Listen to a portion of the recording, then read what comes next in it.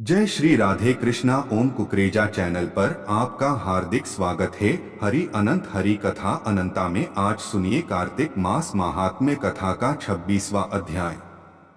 श्री विष्णु की कृपा से आज तुमको रहा बताए। नारद जी बोले। इस प्रकार विष्णु पार्षदों के वचन सुनकर धर्मदत्त ने कहा, प्राय सभी मनुष्य भक्तों का कष्ट दूर करने वाले श्री विष्णु की यज्ञ, दान, व्रत, तीर्थ सेवन तथा तपस्याओं के द्वारा विधिपूर्वक आराधना करते हैं। उन समस्त साधनों में कौन सा ऐसा साधन है जो भगवान विष्णु की प्रसन्नता को बढ़ाने वाला तथा उनके सामीप्य की प्राप्ति कराने वाला है। दोनों पार्षद अपने पूर्वजन्म की कथा कहने लगे। हे द्विजश्रेष्ठ, आपका प्रश्न बड़ा श्रेष्ठ है। आज हम आपको भगवान विष्णु को शीघ्र प्रसन्न करने का उपाय बताते हैं। हम इतिहास सहित प्राचीन वृत्तांत सुनाते हैं, सावधानी पूर्वक सुनो। ब्राह्मण, पहले कांचीपुरी में चोल नामक एक चक्रवर्ती राजा हो गए हैं। उन्हीं के नाम पर उनके अधीन रहने वाले सभी देश चोल नाम से विख्यात हुए। राजा चोल जब इस भूमंडल का शासन करते थे, उस समय उनके राज्य में कोई भी मनुष्य दरिद्र, दुखी, पाप में मन लगाने वाला अथवा रोगी नहीं था। एक समय की बात है, राजा चोल अनंतशयन नामक तीर्थ में गए, जहां जगदीश्वर भगवान विष्णु ने योग निद्रा का आश्रय लेकर शयन किया था। वहां भगवान विष्णु के दिव्य विग्रह की राजा ने विधिपूर्वक पूजा की। दिव्य मणि, मुक्ताफल तथा सुवर्ण के बने हुए सुंदर पुष्पों से पूजन करके साष्टांग प्रणाम किया। प्रणाम करके ज्यों ही बैठे, उसी समय उनकी दृष्टि भगवान के पास आते हुए एक ब्राह्मण पर पड़ी, जो उन्हीं की कांची नगरी के निवासी थे। उनका नाम विष्णुदास था। उन्होंने भगवान की पूजा के लिए अपने हाथ में तुलसी दल और जल ले रखा था। निकट आने पर उन ब्राह्मण ने विष्णु सूक्त का पाठ करते हुए देवाधिदेव भगवान को स्नान कराया और तुलसी की मंजरी तथा पत्तों से उनकी विधिवत पूजा की। राजा चोल ने जो पहले रत्नों से भगवान की पूजा की थी, वह सब तुलसी पूजा से ढक गई।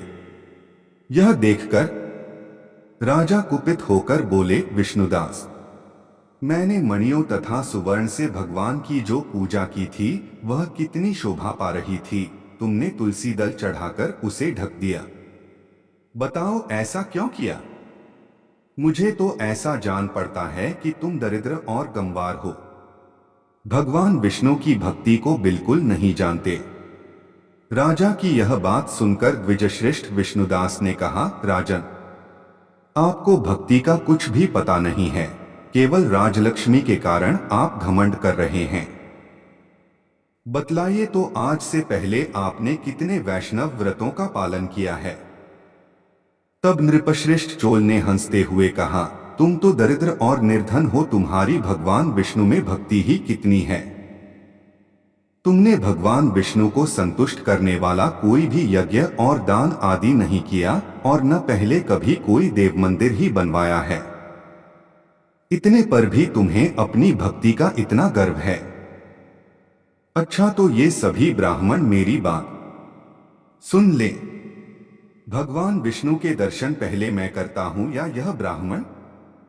इस बात को आप सब लोग देखें, फिर हम दोनों में से किसकी भक्ति कैसी है, यह सब लोग स्वतः ही जान लेंगे। ऐसा कहकर राजा अपने राजभवन को चले गए। वहां उन्होंने महर्षि मुद्गल को आचार्य बनाकर वैष्णव यज्ञ प्रारंभ किया। उधर सदैव भगवान विष्णु को प्रसन्न करने वाले शास्त्रोक्त नियमों में तत्पर विष्णुदास भी व्रत का पालन करते हुए वहीं भगवान विष्णु के मंदिर में टिक गए। उन्होंने माघ और कार्तिक के उत्तम व्रत का अनुष्ठान, तुलसीवन की रक्षा, एकादशी को द्वादशाक्षर मंत्र का जाप, नृत्य, गीत आदि मंगलमय आयोजनों के साथ प्रतिदिन षोडशोपचार से भगवान विष्णु की पूजा आदि नियमों का आचरण किया। वे प्रतिदिन चलते फिरते और सोते हर समय भगवान विष्णु का स्मरण किया करते थे।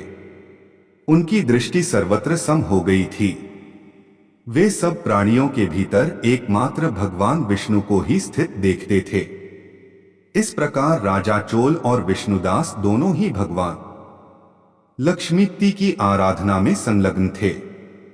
दोनों ही अपने अपने व्रत में स्थित रहते थे और दोनों की ही संपूर्ण इंद्रियां तथा समस्त कर्म भगवान विष्णु को समर्पित हो चुके थे।